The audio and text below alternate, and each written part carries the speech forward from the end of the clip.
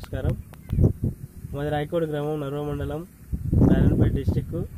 మరియు కొన్ని రోజుల లోపల వరి పంట చేతికి వచ్చింది. కోసుకున్న మన సమయం లోపల అకాల వర్షాలతోటి మొత్తం వరదలాగా ప్రవహించి మొత్తం చేనంతా నీలమట్టమైంది.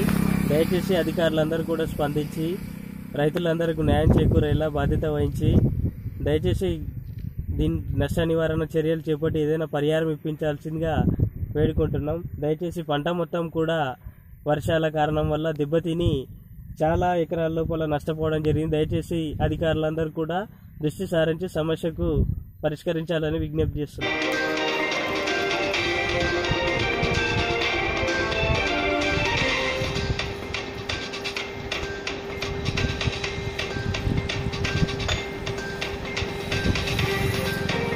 Good.